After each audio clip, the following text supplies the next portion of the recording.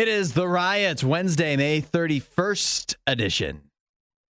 Have you noticed more people with BBLs? What do you mean? Brazilian like walking butt around. lifts? Yeah, just big booties. I haven't really been looking. You don't you don't have to look to see them, buddy. They're there, and whether you want to see it or not, it's there. I saw one at the gym yesterday. Uh-huh. At least I assume. But yet again, it's one of those things I feel like is fairly obvious. Yeah. If it wasn't, then that's just incredible work from that girl. I don't know. I keep my eyes above. I tend to, although as you'll hear, it's funny that we're talking about this, and then and this was not planned, but the first thing you're going to hear in the podcast is us talking about a butt that I saw. But under much different circumstances. Different butt than the butt that I saw. Yeah. It was not, mine was not a Brazilian butt lift. I can assure you of that. Yeah, mine. I'm fairly confident. It's one of those things that I feel like, especially when I was down in Scottsdale, like this past weekend, I mean, everywhere. I mean, just like, not even just like the BBL look, just like stuff being done. Well, isn't that Scottsdale? It has a reputation for that. Yeah, it does. It does. Yeah. Like fake lips, fake boobs, fake butts, everything. Since you just went, you're probably more just attuned to it. And so maybe I feel like I'm attuned to it just all the time. You think so? Yeah, I think it's just something that's becoming very common in my life. Especially, you know what the biggest one is? What's that? Girls with fake lips. Well, fake lips it's popular, are right? way popular. Like, I know, and it's crazy because until probably 2 years ago, I didn't know anybody who had fake lips. Uh-huh. And now I probably know like 50 girls, 30 girls, 40 girls that have fake lips, and in the beginning, I couldn't even tell. That's what's wild. I don't even know 40 girls. Different lifestyle, I guess. I don't know. Do you think that then, because it's popular, it's taken off, it's more and more common, more and more attainable, right? To get work done. Do you think when you're out in the dating game, is that like something that is a positive for you? Because clearly you're saying you can obviously tell. If it's obvious, is that a negative? Oh, no. You don't think so? I think that I've been more accustomed to the fake lip thing, and I can tell if they have the fake lips. Usually. Sometimes I can't. Mm-hmm. But usually you can tell. But I don't even think it's bad if you can't tell. I kind of like them. Oh, yeah? I like thick lips. So. It shows they care about how they look. Yeah, exactly. But what if they care too much? I don't mind that. Well, there's like, you got to walk that line of like, you don't want to look like super fake. Yeah. I'm not about like the super fake look, but like the lips, the thick lips, I'm for that. Like fake lips, I'm fine with. I actually kind of prefer it. I don't know if I prefer it. I think I kind of do. If I'm being frank, I think I kind of prefer. Well, I think that's why people are doing it. I'm coming to that conclusion right now. I like big lips. All right. I'm glad you could admit that. I put a stance on that. I think I would. I might even. You might go for lip fillers? I just plump them up a little. Yeah? Is that, if you had to choose like some cosmetic work to be done, is that what you'd go with? I'd probably do like the Botox. That's the one that takes away wrinkles, right? Yeah. I probably would do. I think that one would probably be the least noticeable, because I feel like as a man walking around, I would look wild if I got like lip filler done. Yeah. Like, that would be super obvious, right? I think it would. There's not a ton of guys that probably do that. Yeah, there's no way. I think I would look ridiculous if I got lip filler done. And if people could tell, then I would feel ridiculous. Mm-hmm. And so I'm thinking definitely like Botox, which guys get Botox. Yeah. To like get rid of wrinkles and stuff. That's probably what I would go with. What about you? I don't know if this is a surgery that is actually done, but neck shortening. That's a wild answer. My neck is long. You think you got a long neck? I got a big long neck, especially, I got long hair now. So in a way it masks I never really noticed that. But I think if I didn't have long hair to be around my neck, I feel like my neck I'd look like a giraffe. So you're going long neck, huh? I'd like to shorten my neck. I don't know if there's any plastic surgeons that do that. Shorten my neck. Yeah. Of all answers. I think that would benefit me. I was talking about things that are pretty normal. You're going with a neck shortening. Neck shortening. Okay, you want more standard? I would do a BBL. And seems like an odd choice. The reason for that is because I've been losing a little bit of weight lately, and as much as I would like for the weight to be coming off of my stomach, which is my problem area to me, it's not, is it? It's not. It's coming off of my butt, which was one of my best areas. One of your best features. Yeah. Although for the purposes of our video podcast, that would not serve me I mean, I might sit a little higher maybe. Yeah, maybe you should go neck shortening. But then I just adjust the camera. So yeah, the neck shortening would probably be better for what we do. I think the neck shortening would probably be a good one. Yeah. I think maybe like if I had to pick something else, maybe like restructuring my nose.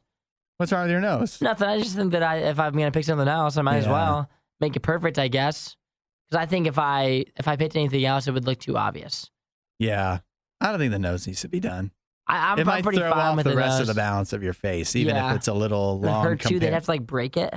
Yeah, it sounds. Yeah, the Sounds recovery like a lot from more that. work. Recovery, not good. Botox. I mean, yeah, sure. Line me up. I'm There you okay with go. it. That's I'm ready pretty to do simple it. too, right? Yeah, that's what I think so. You could do that. You just use some shots. You just have to do shots it in over your and over face. again, though. Yeah, you just use some shots in your face. I really don't know a whole ton. You about go through like a couple plastic rounds surgery. of it. Yeah. For the Botox at least, but I don't know. It could be worth it. Make me look young for a little bit longer, I guess. Yeah, I guess but other than that. Okay, so in the show today, you are going to hear about a butt situation for me that I noticed yesterday. That's coming up right here off the rip in the podcast. We got some other good stuff. And then tomorrow we're going to do a new segment. Maybe it'll suck, maybe it won't. We're going to call it Choice Champions, where we're going to pick teams of the best things about summer. And then everyone has to decide who has the better team, the better selection of things that we love about summer. The better compilation of summer features. And you're going to pick between the two of us. We're drafting summer fantasy teams. Precisely. Can't wait. And it's going to be a grand time. We'll see you guys then. We'll catch you later. Disinformation, mispronunciations, bad impressions. That's Hudson. This is The Riot on Radio U. Isaiah, I want to know, how does this still happen in 2023? How do you still get just a full view of somebody's badonkadonk like just fully exposed? That shouldn't really happen. In public. Where are you hanging out? My question. What are you doing outside of work? It sounds like you're having an interesting Tuesday. Well, yeah, it wasn't a strip club. It was just, I was going to the grocery store, standing in line. The guy ahead of me drops his credit card on the ground and bends over to pick it up. And the entire hind end hanging out. No way. Yeah, just the whole thing. Just not in. What I want to know is, was there like a hole in his pants, or was it more of like a? Don't say hole. Like don't involve a hole in this. Like a plumber's crack. It was plumber's crack, but it was worse. Just egregious. It was. Were you at Walmart? Is that where you're at? Yeah, maybe it was. That makes Walmart. sense. That makes sense. I can imagine something like that happening at Walmart. Not so much like Target or somewhere like that. More Target's of a Walmart too good for feel. that. Yeah. But I just don't understand how. I don't understand how you don't notice that is even a possibility. Maybe you know that your pants are a little loose because he was wearing basketball shorts. Maybe the elastic a little stretchy or something. But then you're probably aware of that, right? And you're trying. You would think. And we'd be desperately trying to avoid that situation. At least that's to me. To me, I wear my pants pulled up to my rib cage. Yeah, because I never like, want this to happen to me. See, I was talking about this with my roommate not too long ago. I feel like just the air. The fresh air, you would be able to feel that alone. But some people do not. And you have to think, too, if it happened yesterday to him, it probably is a reoccurring thing.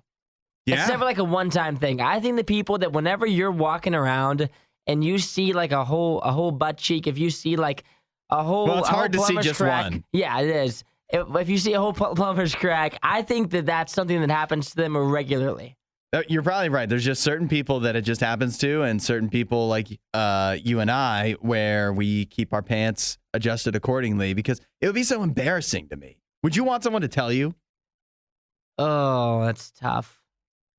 It depends on the location, probably. If you were at Walmart and it was somebody behind, it was somebody you don't know, would you want them to tell you? If they look like you, then yes. If it's like an attractive female, I just want her to continue on with her day, and I don't want her to tell me that she saw that. I guess that would be more embarrassing. If it's a guy, if it's another guy who says it to me, then I'm like, thanks, man. It's just bro code. He's looking out. I'm like, whatever. I don't really care that much that you were the one that saw it. But if it's like yet again a cute girl or something, don't even tell me. Just don't talk to me and just let me continue on with my day without that embarrassment.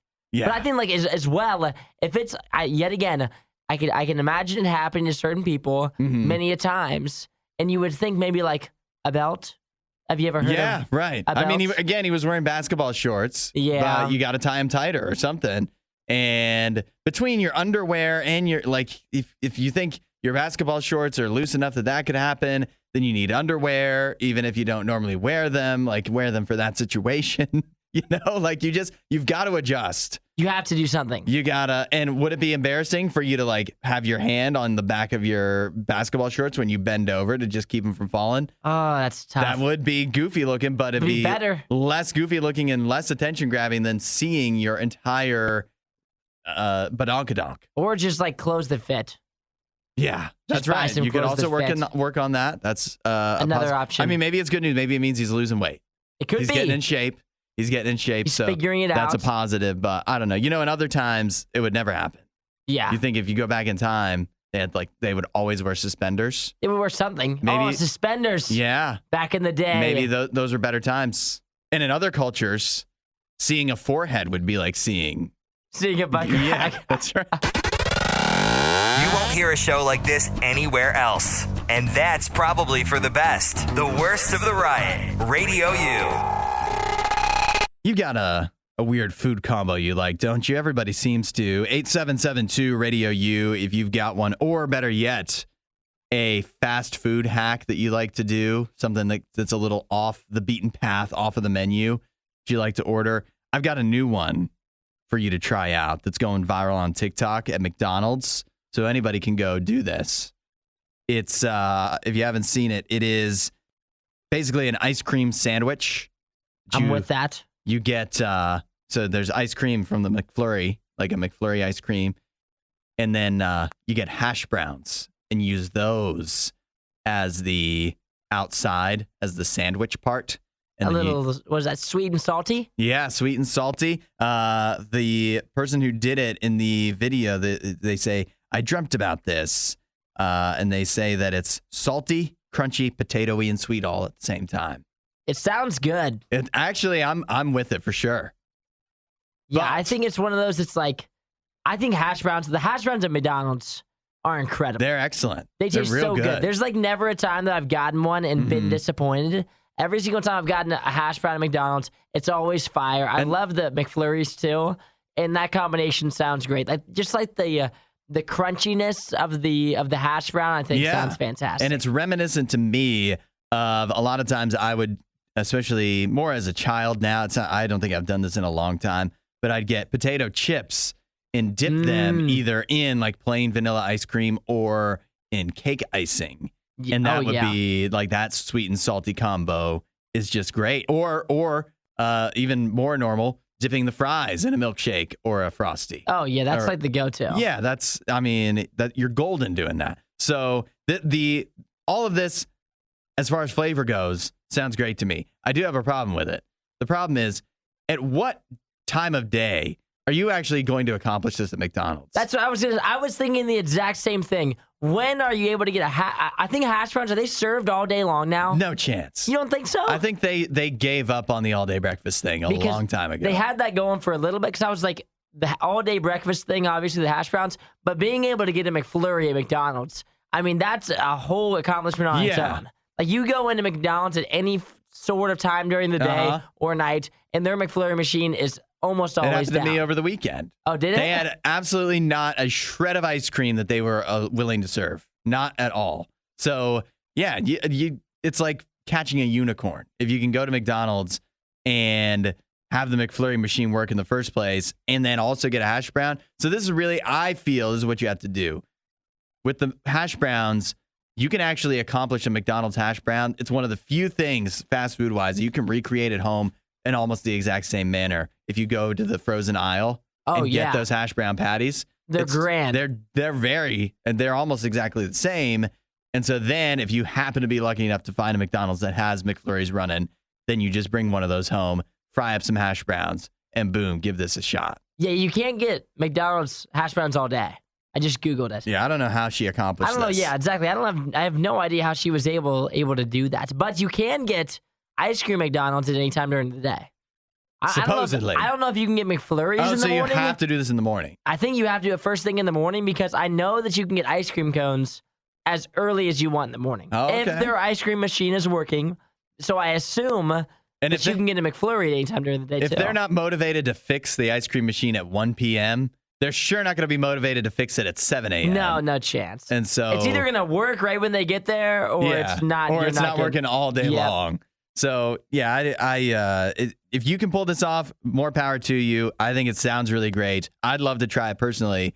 I just think it's a hard thing to pull off, a hard thing to accomplish. Yeah, it's one of those things that it's like the hash browns, obviously, I mean, they're always going to have those ready in the morning because it's one of the easiest things for them to make. But to be able to get the ice cream machine going, like getting a McFlurry McDonald's is just so tough nowadays. What seems like it should be such an easy thing. Yeah, it's their specialty, and they can't even do it. It's like their go-to dessert. The only thing Isaiah loves more than the riot is himself. Someone who probably still lives with his mother and hates himself. You're listening to The Riot on Radio U. You know, if somebody around you is going in, like it looks like they're struggling medically, you know, like they just fall over or whatever. It's like somebody call a doctor. What is everybody's instinct? Do CPR, right? That is a thing that people want to do. Definitely in TV shows and movies. That's like what you do. Start pushing on the chest. Chest compressions, mouth to mouth. But according to a new investigation from NPR, it sounds like CPR is not the foolproof method to save someone's life like it is often depicted. Even though oftentimes in the movies too, it's not foolproof because that's like the thing that the desperate person is doing and everybody's like, just stop, he's dead. And they're like, no, I can't let him go. And it doesn't always work, right? Yes. It's just somebody that won't accept that one of their friends has died. But nevertheless, that's just what you're supposed to do. The problem is that in about 20% of cases, CPR can cause neurological disabilities. It also, and this is something I feel that we know, at least I've heard this before, that oftentimes when you're doing CPR, it's going to lead to fractured or cracked ribs. I've heard that before, and I heard that's like a regular thing that happens. that's regular. Like if you're doing it right, that probably is going to happen anyway. But then also it can cause pulmonary hemorrhages, liver lacerations, and even broken sternums. Oh. And then, as we mentioned, terrible. like brain damage, neurological disabilities. See, I don't really get the whole brain damage thing. I don't see what pushing you in the chest. See, I guess maybe they're like head smacking. Yeah, if you're doing it wrong. That I wish I knew more about this. I'm not a doctor, but I also think now they say here in this study and in this investigation that many doctors will even refuse like that they would not want CPR on their own self because they'd be worried about the after effects. See, now we're getting to the point now where it's like, what do you want me to do? Yeah, you know? That's what I'm saying. Like, you want me to do, I have to do something. I'm not going to stand here and watch my friend die. Like, let me at least give it something a shot. And so at the same time, if I don't do CPR, my friend just dies. They're going to be like, why didn't you do CPR? And I'm going to say, because I didn't want to hurt him. I don't know. I didn't want to break his sternum. Like, I would rather him live and just run the risk of it. Yeah, I think, I don't know what the alternative is. I'm not seeing like them present an alternative in this investigation, just saying that there's a lot of complications that come with CPR. But one of the complications that you don't necessarily have to deal with is being dead. Yeah, exactly. And so, wouldn't you rather live with some broken ribs? Yeah, I would. I mean, the brain damage would be tough, but if you're telling me you crack my ribs, you lacerate my liver, I mean, it sounds horrible, but it sounds better than being dead. Yeah, it is better than being dead. I agree. And yet again, there's no other option. Like, what else am I supposed to do? Yeah. Just sit there and hopefully by the time they get there, you're still kicking along and going good. I didn't really want to risk that, oddly enough. Have you ever done CPR on somebody? No, I'm not certified. That's the other thing. If I feel like I have an idea of how to do it, but I'm not certified, but I'm the only person there, do I still do it? You still do it for sure. You have to. Yeah, right? I mean, I'm for sure going to give it a shot. Yet again, I'm going to give it a shot. Have you gotten certified? To do CPR? Yeah. No, but you I never feel like took the class? No. I feel like I could do it, though. But I think the part of the problem is we've seen it on TV so much, and that's what they're saying here, is you see it on TV, it's foolproof, easy. You think you know how to do it, and then if you haven't taken a class, and then you start doing it in real life, you could, obviously, doing it correctly can cause a lot of issues. Doing it incorrectly can probably cause even more. Oh, yeah, I that definitely could. That's like probably how you break their sternum. I feel like we should all take a CPR class. Even though that doesn't probably. sound like any fun at all. It doesn't sound like fun, and hopefully something that I never have to use. Disinformation, mispronunciations, bad impressions. That's Hudson. This is The Riot on Radio U. Congratulations are in order to Al Pacino, the actor. He's 82 years old, and he's expecting a child. He's expecting to have a new baby born here in a month or so. His 29-year-old girlfriend. You said what now? What was that? Sorry, I missed that. One more time. What did you not hear? Reverse that back there. Al Pacino. Al Pacino. He's an actor. Actor. You may know him from things like The Godfather. He's also in The Irishman. He's in... The Godfather's an old movie. It is an old movie. You ever seen it? I've never even seen it. It's so old. Let's not get sidetracked. You know who he is, Al Pacino. Familiar, yes. 82 years old. 82 years old with it, 82. He is expecting a child, a new baby. Baby. His baby. Baby, 82. Uh-huh. That's weird by itself, but go on. With his girlfriend. Girlfriend. She's 8 months pregnant. She's 29. She is like a sixth of his age. No, my math's so off. She's a third of his age. About a little over a third of his age. This is what's wild, ready? If she was 1 year younger, you could flip their numbers. Like if she was 28, she's 29. Yeah. But if she was 28, he is 82, they could flip numbers. And they would be the same age. That's wild. 29 years old versus 82 That is years old. a unique situation. See, I think about 29, and for me, like I'm like 25. Yeah. So I feel like that's pretty close in age to me. Like I could date a 29-year-old. Yeah. Wouldn't be weird. That wouldn't be that unusual. If I came on the show and I was dating an 82-year-old, I don't even know what you would say to me.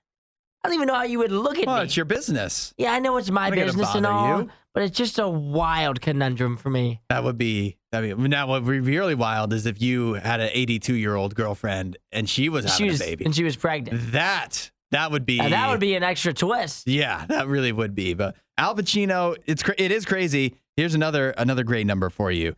When this baby turns 18, Al Pacino will be turning 100. Assuming, and I would like to assume this, that he makes it that long, he'll be turning 100 when his child graduates high school. Now that's crazy. That's crazy to think about. Here's a question I have for you, right? Okay. Al Pacino, you think he's going to be like changing diapers? He's not doing a darn thing. You don't think? What do you think he's going to do? Like he doesn't do anything. What fatherly duties will he carry out in this scenario? I mean, he's going to be there, but he can just pay people to do that all for him. Okay. Think about this, though. Think about any 82-year-old guy that happened to be able to have a baby at 82 years old. You think any 82-year-old guy, can you imagine them doing a lot of diaper changing? No chance. Diaper changing. What else do you have to do when you're a dad? Like stay up over. Make food. You think Al Pacino is going to be rocking the baby to sleep and wakes up in the middle of the night? He's going waking up and going to get the baby? Lullaby. And good night. You think Al Pacino's doing that? I feel like he's not. I'd be surprised. I mean, he's still acting. He's still doing a lot of work. He's still looking good, pretty good, doing pretty well for 82. I wouldn't say he's looking overly good. But at least he's not had a bunch of work done that. I mean, comparatively to his girlfriend, they look wildly different. They do at this point. Wildly different. They do at this point. But 29-year-old Al Pacino. I mean, 29-year-old Al Pacino might have been a stud back in the day.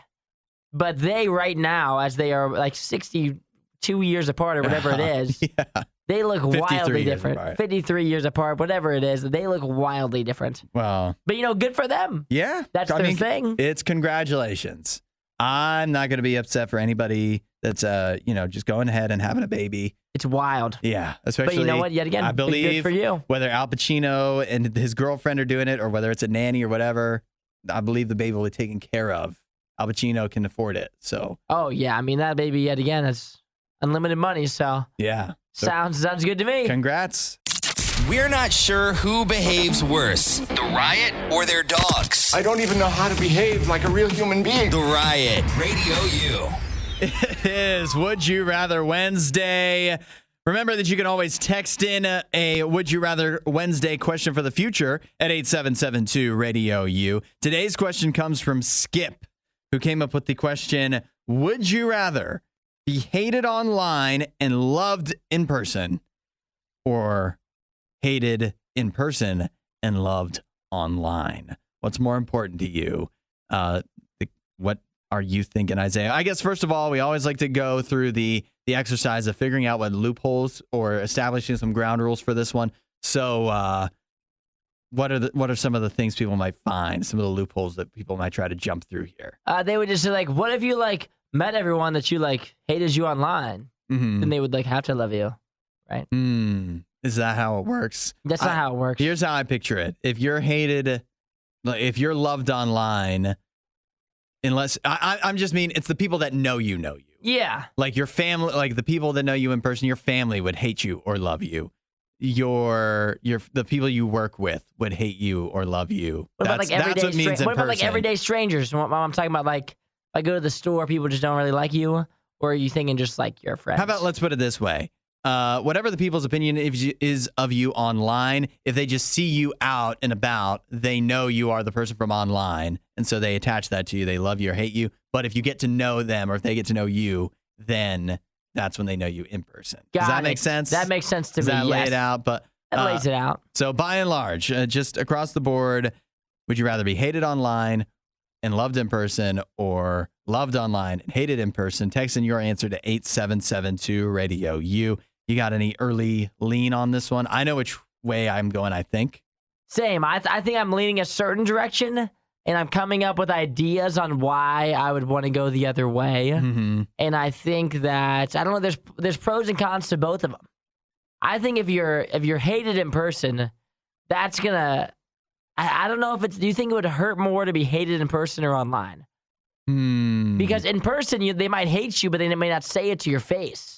Like, I can hate you, Hudson. I could hate you right now and you wouldn't even know. Yeah, that's right. Right? But online, But I mean, in the comments, people are so verbal online. Like me online, I could be way more aggressive than I would ever be in person. Yeah. I'm never going to meet you. That's the internet. I could be so mean to you online. So people are way meaner online.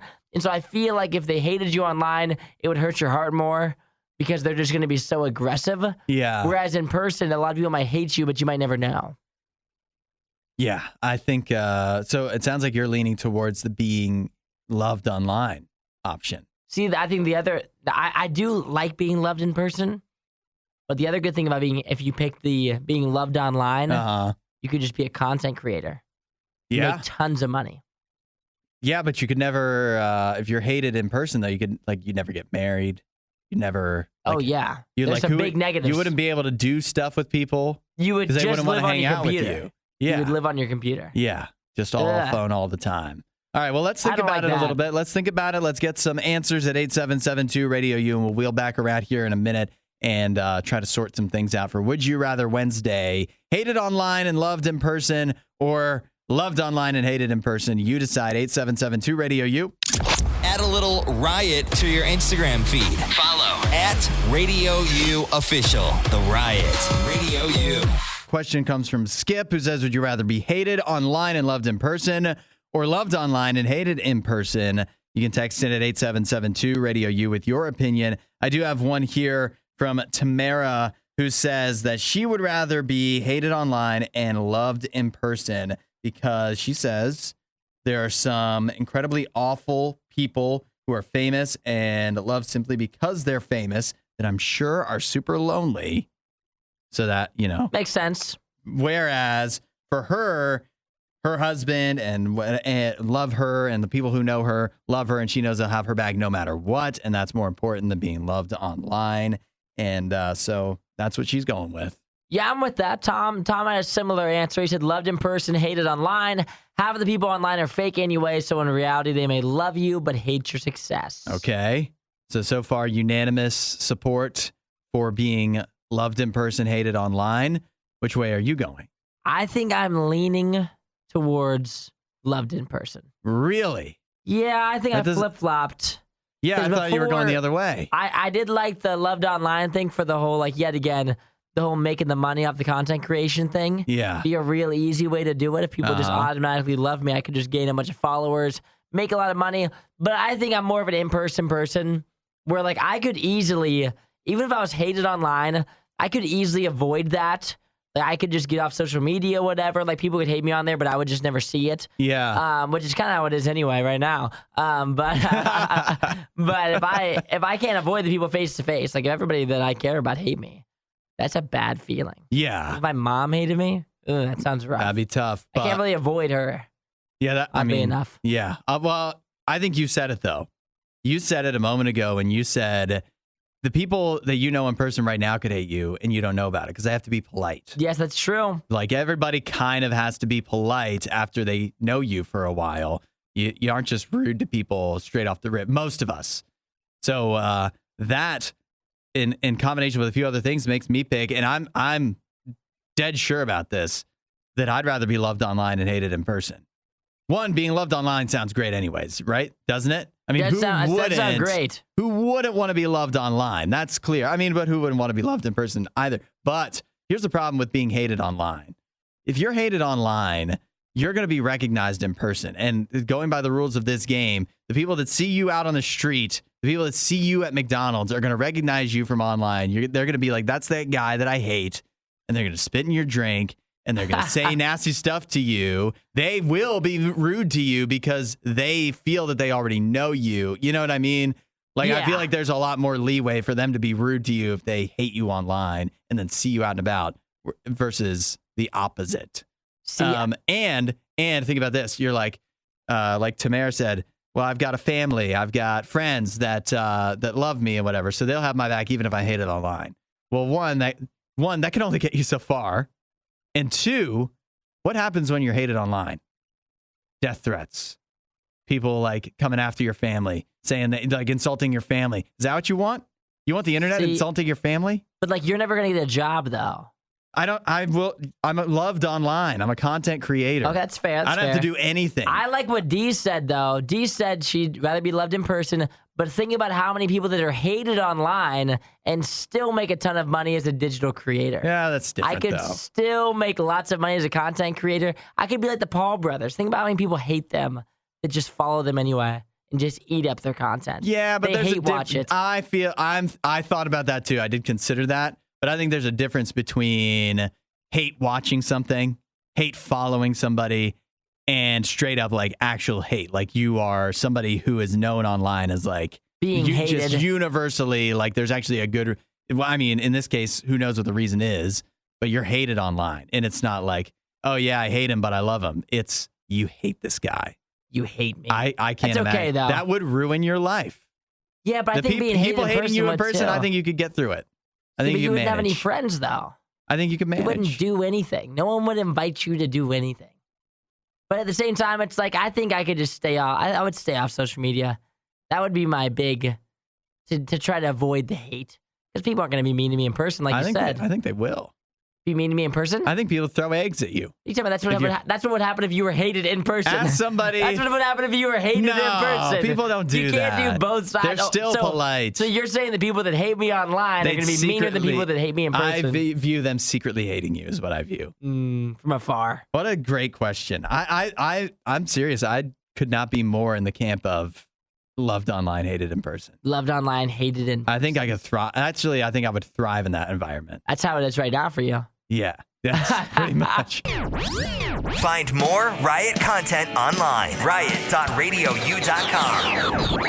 What if I told you that I have a simple way for you to get an extra 6 days off of work every year, and almost anybody can do it? You're Sounds in, right? great. Sounds great. You want to know what it is? All you have to do is take up smoking. It's as simple as that.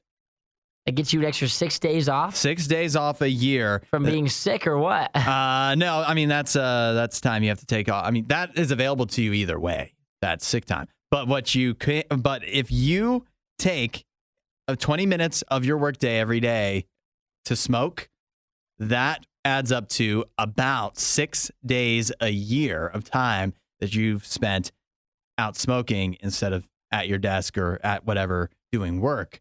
And so it is estimated that for any smoker, they're getting an extra 6 days of paid time off per year from smoking. So let me ask this, because I'm not sure how it works. Uh-huh. Do places like have to give a smoke break? Is that how that works? I don't know if that's a law, but I think it's understood. You ever been at a place that, can you imagine? I mean, neither of us are smokers. I've never smoked an actual cigarette in my life, but I can't imagine a place telling you you're not allowed to take smoke breaks while you're here anymore. Maybe one day, maybe that's coming in the future, since smoking continues to be more and more frowned upon. But at this point, I can't imagine you going to, especially if you're working a desk job where like you just walk outside, like who's going to say something? See, who's now going to stop you? So you get like 20 minutes, right?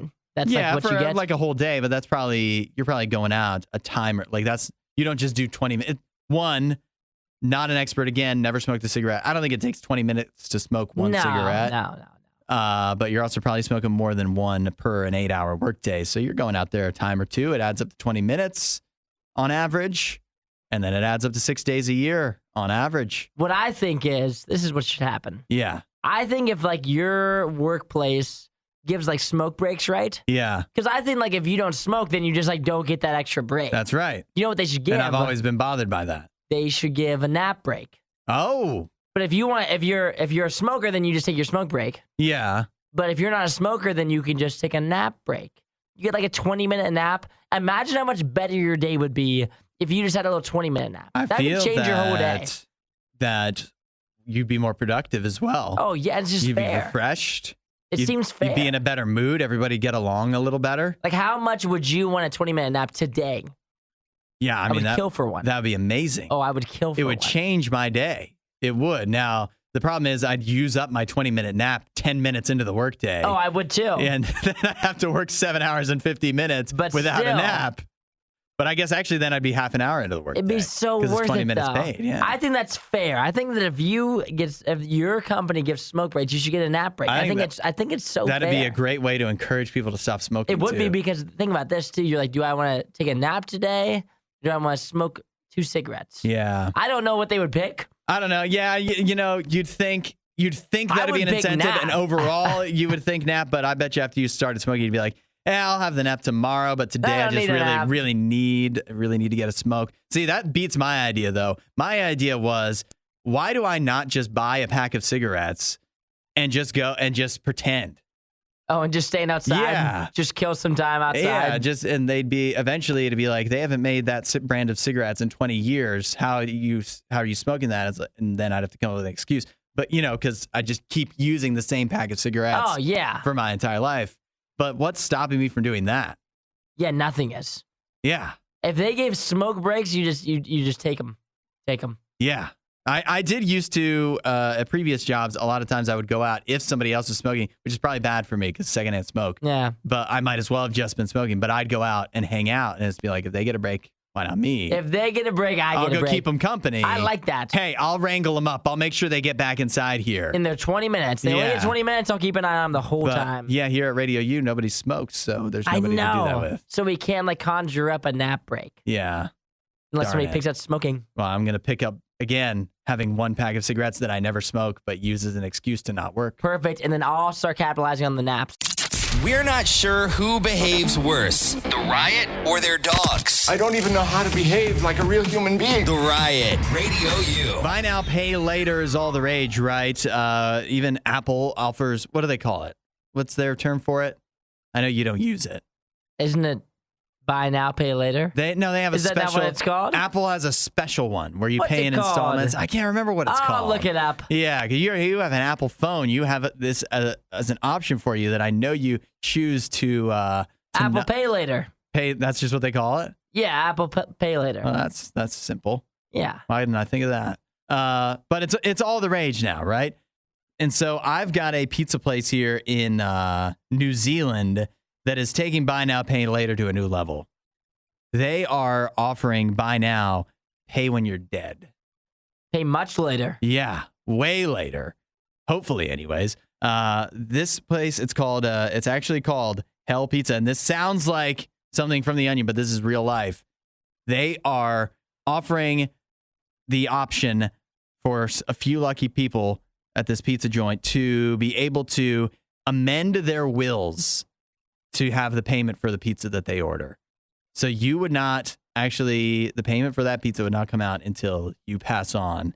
and your last will and testament is read.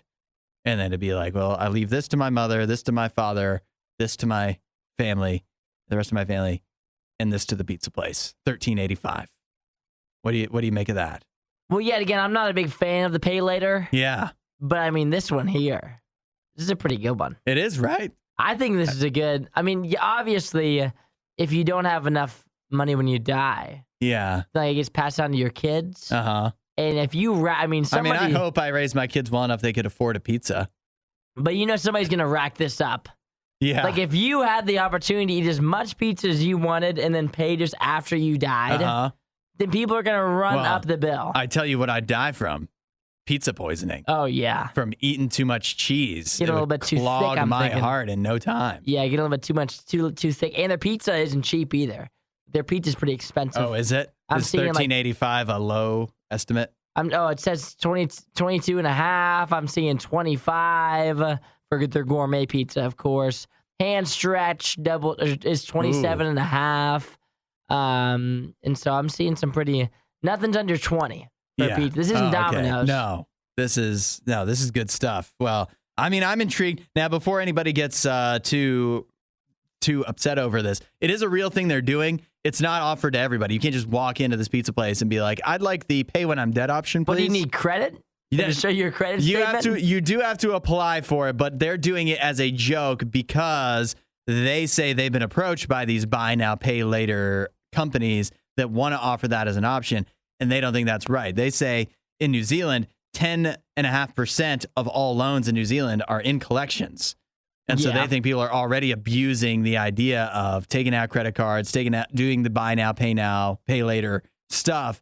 And so this is as a joke, as mocking that, as saying, we don't think that's right. We're not, if you can't pay for the pizza today, if you're in a spot, even though our pizza's more expensive, you're in a spot where you can't afford it today, then you shouldn't be buying it. Yeah, it's not like we're talking about something that's a necessity here. This is pizza we're talking about. You shouldn't be going into debt to buy pizza. No, you should be able to pay for it. If you can't pay for the pizza that you're buying, then you should not be buying it. Which is a thing that any of us should be able, it's one of those say it out loud things. Like if you've got a credit card and you're buying pizza with it, or you're doing buy now, pay later for pizza, then you are going to debt to buy pizza. But if you say that out loud, it sounds ridiculous. Oh, it sounds super ridiculous. But at the same time, it's like, would it really be that bad though? I mean, it's $20. Yeah, and then like let's say you rack it up. Let's say you eat 5 pizzas. Yeah, $100 when you die. Yeah, you'll have $100, won't you? Surely somebody I know will. Yeah, exactly. If I can't cover it, and that's their problem. Like my grandson, just send him a Venmo request. He'll have $100 or something, right? Yeah. The only thing Isaiah loves more than the riot is himself. Someone who probably still lives with his mother and hates himself. You're listening to The Riot on RadioU. How far into the first date do you know whether or not you want a second date? Simple question. You got a good answer? For me? Yeah. For you, for anybody. Easy. You think you have an answer? 8772 RadioU. What's your thoughts, Isaiah? 10 minutes. 10 minutes? Oh, yeah. That's it? I think it takes like 10 minutes. I might know on the car ride there. That might be the quickest there. That might be the quickest. So you don't even need a first date. I don't even. I need a car ride to the location with her. Oh, together. Got it. Oh yeah. I mean, I can take a car ride with her. I'll pick her up. You ride together? Together? I'll pick her up. Okay. That's how I roll. Yeah. Pick her up. I take her there, and by the time that I get there, a lot of times I'll already know. But it's not guaranteed that I'll know by then. But I'll tell you, by 10, 15 minutes into the date, I'll know by then for sure. Yeah. That's that actually is in line with a new survey I have here. What they say? Is that what they say? Am I accurate? The average American knows within 20 minutes in the first date whether they want a second date or not. I agree. In other words, why are we wasting time with all the? Well, I guess because you're having a good time. Because you want to, because you want to hang out again. Why? Who even needs a second date when you can just make the first date really long? The real question is, this is the real question. Okay. Why are our dates so long if we don't want to go on a second date with them? If we know 20 minutes in, that's what I'm getting at. How do you get out of the date quickly? Like the quickest you can get out of a date. My rule was I can't go shorter than an hour. Okay. If I leave before an hour, that's just disrespectful. That's almost like I didn't even give you a chance, you know? But if I'll do a full hour, and then if we're ended at like an hour, then that's it. Here's a new question from that then. How often, after you're 20 minutes into the first date and you haven't been won over yet, how often do you get won over after the 20-minute mark? Low. It feels like the odds of that are unlikely. Oh, no chance. Yeah. If in the first 20 minutes I have not already decided that I want to go on a second date with you, there's no way in that last 40 before the hour mark, which is where I will end the date if I don't think I'm going to go on a second date, there's no way in that last 40 minutes that you're going to convince me then. So how can we use this information going forward when you're out in the dating world? You've got an idea? I have an answer. Yeah. Apply this to life. So this is what you got. So this isn't about whether you are deciding if you're doing a second date or not. Because everybody puts it in their first perspective, Like it's as if I'm the one who's always deciding that we're going to go on a second date, when the girl that I go on a date with also has to agree to that. Yeah. And so what you need to focus on is in that first 10 to 20 minutes, you got to be impressive. Okay. You got to come out of the gates firing. You got to be real comfortable off the rip. The best advice I can give you is in the very beginning of the date, you should not, if you don't make it awkward in the beginning, if you can just flow right into it, your chances of getting a second date are so much higher. If you come into the first date, in the first 5 minutes, you're super awkward. You don't know how to start a conversation. Right off the rip, she's going to be uncomfortable. You got to come out of the gates ready to roll, make her real comfortable off the rip, and then your likelihood of getting a second date is way higher. Yeah. That's actually a great point. That's exactly what you need to do. Don't save. Like some people, you work up a few conversation topics, some funny stories, some one-liners, and you might have them in the tank for later on in the day. Oh, don't save them. Fire those all off the rip. Oh, yeah. And then if you get to the 20-minute point and it seems like she's having a good time, you gotta figure out. The second part of this is the other thing that I was thinking of is you've got to plan 20-minute dates. Oh, it's for the first dates. date. The first date's got to be you. That's why 20-minute dates. I did coffee. I was always a big coffee for the first date guy. And because if you go to a typical restaurant, 20 minutes in, you haven't even gotten your food. So you're stuck there. You do coffee. If it's 20 minutes in, and leave them wanting more. Just say, hey, I got to go. I got to get out of here. Yeah, I've used up all my jokes. I've got to go. But second date, right? And then you're good to go. You're golden. You're good from there. Yeah, you need that hook opener.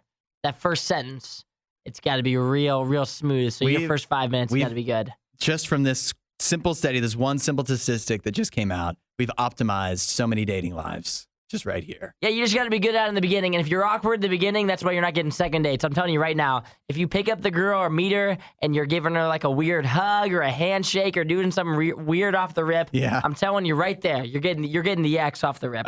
You got to be able to open it up and give them something good off the rip. Handshake.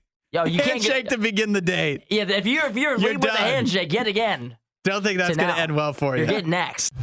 You've made it all the way to the end of the Worst of the Riot. This show only exists because of support from listeners like you. Find out more and help out at RadioU.com/donate.